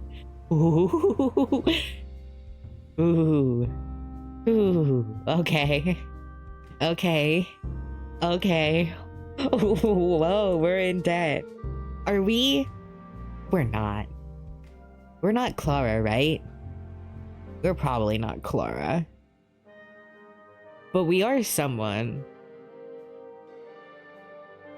We feel like we would be Clara, though. We give Clara energy, but I'm just gonna say, in debt to list of things I know about our current person. She wants to make sure you're gonna pay up for that loan you took. We were lenient during your little rough patch, but now that you're making actual money again, the rules are changing. Carla is a patient woman, but patience has a price. She's had her feelings hurt before, you know. I'm working on it. So you're running a bar. You do what you gotta do to make your scratch, and if you need to change hustle, so be it. As long as it brings in the lay at the end of the day, Carla will be happy. I'm just the predictable effect of a specific cause. The cause was failing to pay Carla. The effect I had on the last fella who didn't pony up was extremely unpleasant. I took him into deep water so he could learn what kind of man he was. He learned. Turns out he's the kind of man who pays up. That was the end of our business. I get it. Let's move on then. Listen, bud. I always try to give folks a decent warning if I think they'll listen. Warning? That detective, Hugo Mertens, don't give that copper an ounce of your trust. Backstabbing and betrayals that happen between me and my unsavory ilk, it's high school drama compared to what the cops are up to. They'd stomp an old Bukovi Baba into the mud for a chance of promotion. If our pretty-eyed policeman ever walks along that alley out back on his own, me and him will have a nice little chat. He does need to be put in his place. Just a chat. Nothing wrong with that. Anyway, I'll be back in to check every now and then. Goodbye, Peter.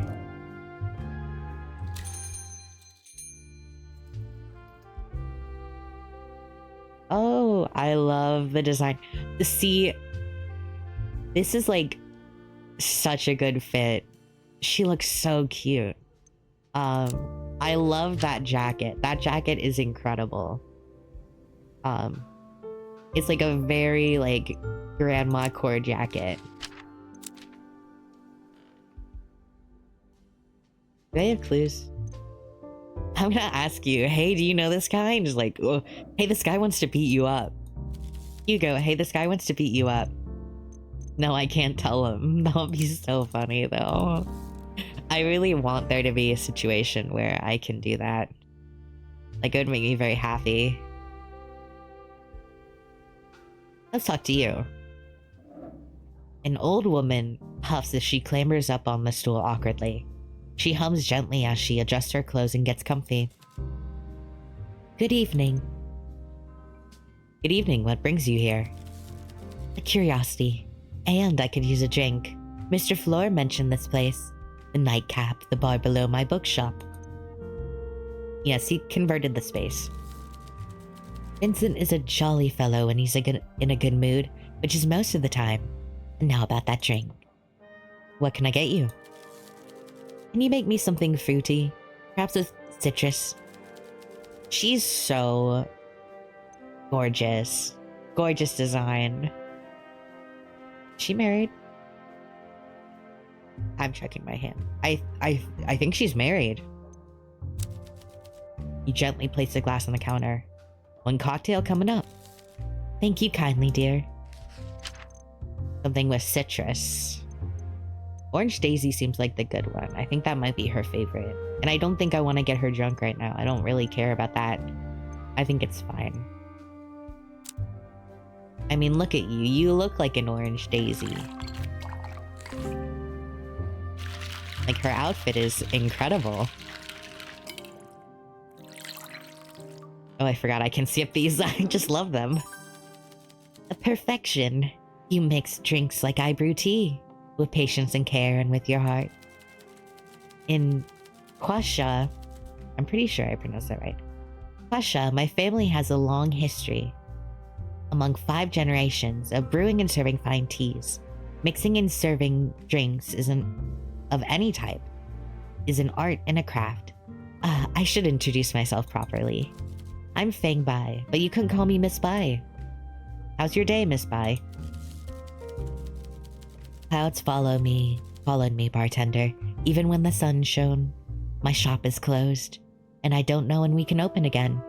At church today, I felt the pitying gazes fall on me, like heavy raindrop. Oh, Miss Bai, do now. Sorry to hear that. I don't want their pity.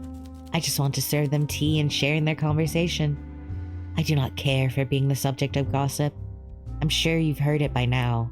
The girl who died in my establishment. I heard.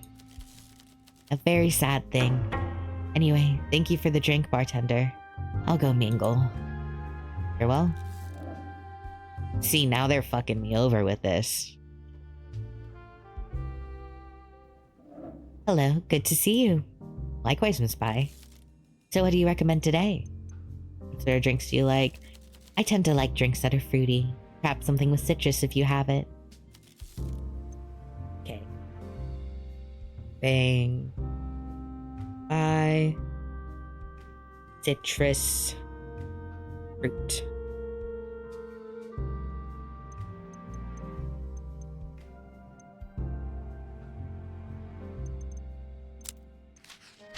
I'm gonna ask about the charcoal. I think that's relevant. Yes, I gave everyone activated charcoal when Alina began convulsing. You just happen to have it on hand? It's quite a common household antidote. I believe every establishment serving food and drink should have it at the ready. Don't you? I might start doing that. Feng has managed to... Is it Fong? I need to look up pronunciation. Feng has managed to tactically deflect the question. Perhaps she's less sharp after a drink?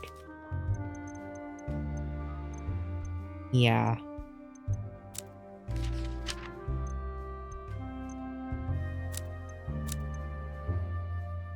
I think it has to do with being familiar with,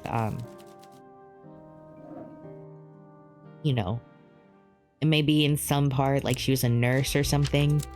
Seems possible that she was a nurse, or what I think is probably more likely is that she knows about, she knows about Alina's secret. I don't know. Something about that seems possible. It feels like something she could probably run into and learn about. Maria? Another day. I'm so glad work is over. Evening. Want something strong.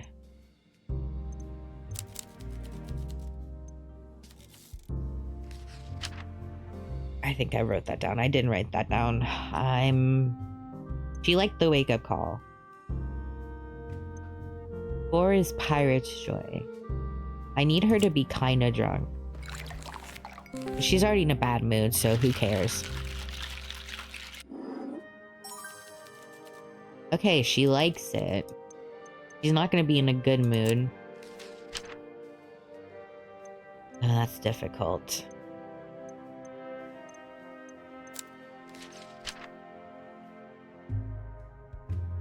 I won't do that. You mentioned you play chess? Not much these days. You're not playing anymore? Yes, she's just not playing anymore. It seems so pointless now. This is a bad thing to say. We're saying it anyway. Maybe Alina would have wanted you to keep playing? Would she? Competing in chess took so much away from her. I think she wanted out of that world. She wanted out of a lot of things. And worst of all, I was playing chess with Alina just before she died. All the things we could have shared. Coffee, a walk in the park, a hug. But no, more chess, more competition between us. Then I learned even those games of chess were a lie. Or at least a trick. She couldn't beat me fairly. She was cheating. How is she cheating? Oh, forget it. It doesn't matter now. The point is, it wasn't supposed to be me versus Alina. It should have been us versus the world. Oh. Can't be easy to lose someone like that. It's not. You want to talk about it? Talk to you? I barely know you. And I haven't even talked to my family about it. I don't know what to say. You were close. Yeah, although we would fight. But if you care about someone, you fight with them. You fight for them, right? Are you going to be okay? No, but thanks for asking. You know, I can't believe how many people turned up at the funeral. There were so many speeches. That's good? I suppose so. But it made me feel like such a tiny part of her life. How close was I to her? It seems like they all took up so much more room. There's so much grief. Left me no space to feel anything. I didn't feel resolution. I felt squeezed out. And I was still mad at her too. She didn't listen to me, but in the end, she knew she was doing something wrong. And when she was gone, I was just another friend she disappointed. Nothing more. I don't want to talk about this anymore. You were there. That's what counts. You were there for her that entire time. At the funeral, sure. But I wasn't there before, when she actually needed me. Thank you for trying to make me feel better, but it's no good. I'm going to feel terrible about this for a long time. Forever. That's what I deserve. Let's catch up. Oof. It's okay, look. She's a complicated woman. Getting busy in here. I hope the drinks are good. Yeah. You wanted rum. Let's get you some rum, buddy.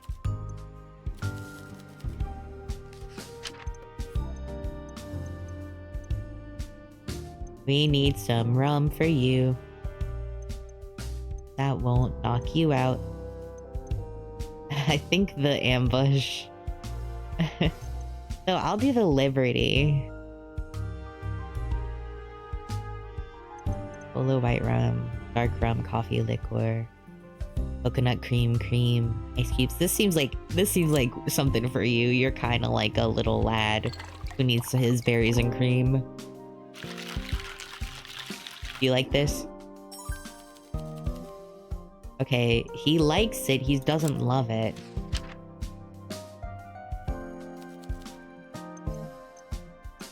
I heard you're avoiding Maria. Avoiding her? I'm not avoiding her. She's nothing to me. Seems like you're mad at her. And vice versa. We are two people with one thing in common. We do not want to be around one another. My mother taught me to avoid women like her. And she was right. Competing for Alina's affections made neither of us happy. You both lost Alina. And Maria no doubt blames me.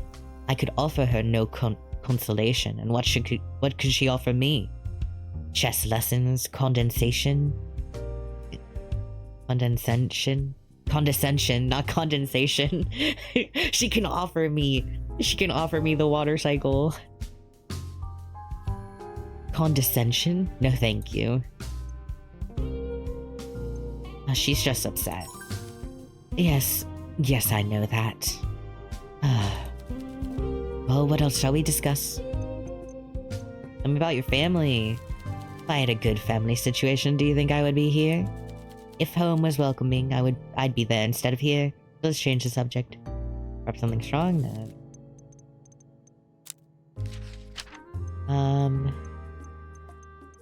Did you know she was being blackmailed?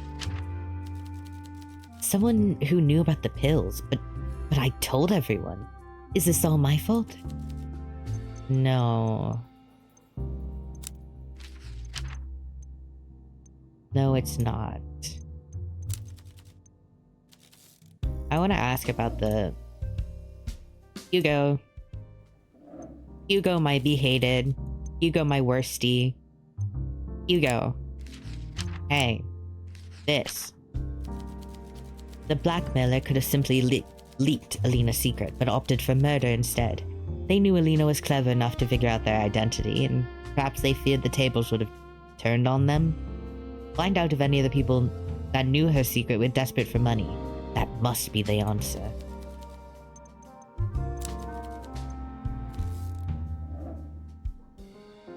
I'm thinking maybe it's Wendy. Just vibe check, but I don't know. Have we even got like the full... I don't think we've gotten all the suspects. Something about this doesn't feel right. You know, I don't think these four will be our suspects necessarily. Did I get your favorite thing? I think I got your favorite thing. Yes. It's just like a matter of getting other people their favorites, which is like so annoying. It's like, buddy, what do you even drink? I can't make you happy. If I need to cheat on favorite drinks, I might cheat on favorite drinks. Like, I'll probably just like quick save, quick load. Yeah, I want to know about Russia. What can you tell me about your country of origin? I haven't been there in a long time, dear, but I can try my best. What do you want to know? Do you miss it? I miss the gardens. I like the style here in Sara just fine, with all the grass and trees, but my heart yearns for a tranquil pond here and there. Sounds nice. Does it have bars? No, dear. We have taverns and little... Well, you don't have the word for it here, but little cozy bars for 4 or 5 customers. They are full of lively chat. I haven't been there in a long time. Okay, let's move on. Yes, I'm getting melancholy. I miss the people of Huasha when I'm here, but I'd miss the people of the world if I move back home. Bukovia is a hub, and on any given afternoon I could have patrons from all corners of the globe sharing tea. I like gardens, temples, mountains, and warm weather just fine, but what I really care about is people. That's why I love Bukovia, and that's how I can tolerate this dreadfully chilly Saran climate. And I confess, the churches here help me feel closer to the goddess. I know her spirit lives in all of us everywhere. But in the cloisters of the Bukovi Grand Cathedral, I feel like she is walking arm in arm with me. You're religious? I am. The goddess found me in my moment of need. I was not in despair, but I found myself sitting in a beautiful garden, feeling the space where happiness should be, but there is nothing. I'd a thought I could not shake. There must be more. The thought was so clear in my head. Then the breeze blew, and I swear, as clear as can be, I heard her voice. Lyrical, musical, loud and confident. What did it say? There is. That was it? That was it. And that was enough. Might I ask, what do you think? I won't preach to you, but I am interested in your own beliefs. Believe in something.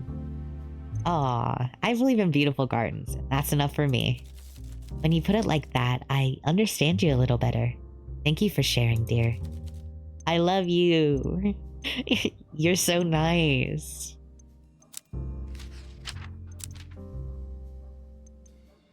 She is so grandma.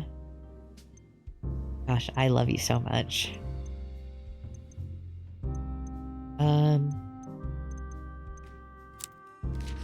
You do need to be drunker for that one. I did. There are other clues? Oh, this one. Did you see him come in late? Oh yes, I remember. No manners, that boy. Oof. Wait a second.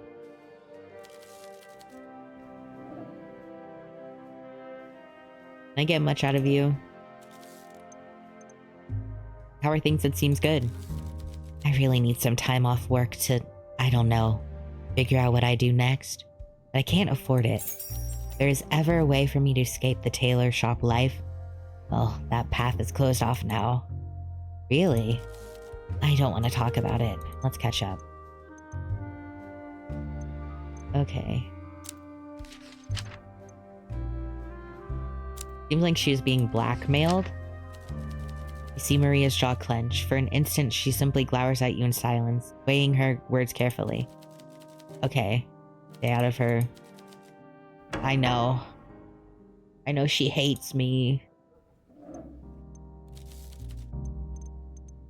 I guess we're not gonna tell him that Peter's gonna beat his ass. Amazing.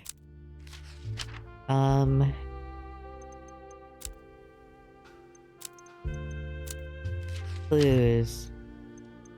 Here's the thing, we just need to find... I guess we need to just talk to them more. Is this not your favorite drink? You weren't a berries and cream boy? You're probably the other one. There's stuff about you. Charcoal? Yes, I remember. I'm glad she didn't tell us it was charcoal she was having us swallow until afterwards, or I probably wouldn't have done it. Even if you may have died? It's disgusting, bartender. Charcoal is what you draw with in art class, it's not medicine. Your family's doctors, they should know it's medicine. I think I'm just gonna talk with my bestie. Hello, Miss Bai.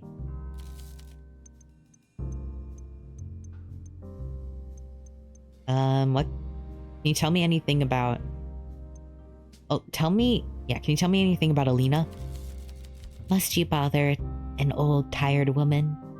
I'm certain you already know what happened to her. Fang looks away, clearly upset.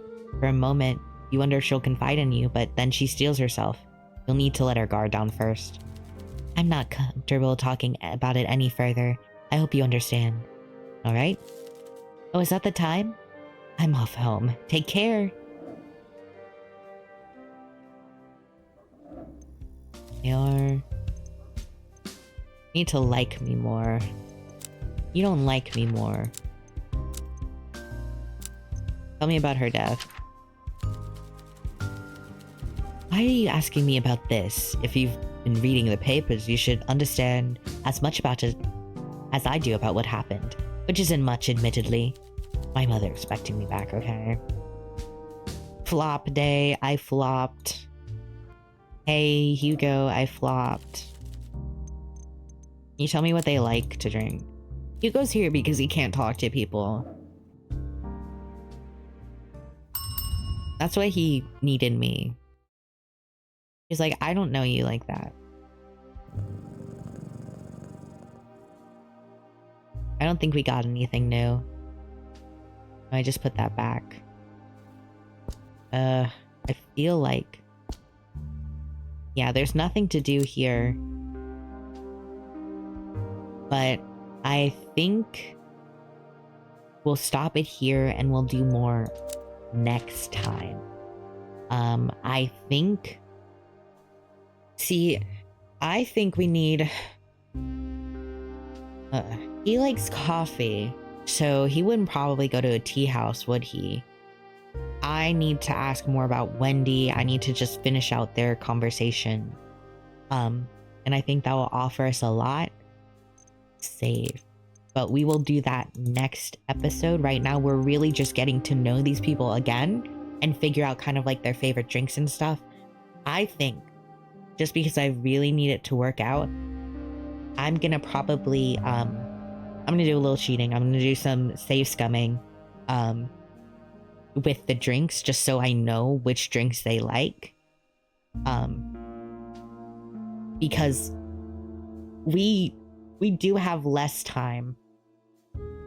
Like, it definitely feels like we have less time and there will be more people trickling in. So I don't want to cut it too close to the wire. Maybe I'll wait until if we get to day 8 and I'm really having trouble, then I'll do that. I'll give myself the grace period of until day 8. Which, yeah, once we hit that, it's just like all cheats. Not cheating on the mystery, but cheating on the drinks.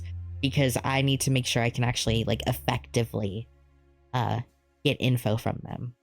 But that is for next time, or I guess probably many episodes in the future. But thank you for joining me. I will see you next time. Bye.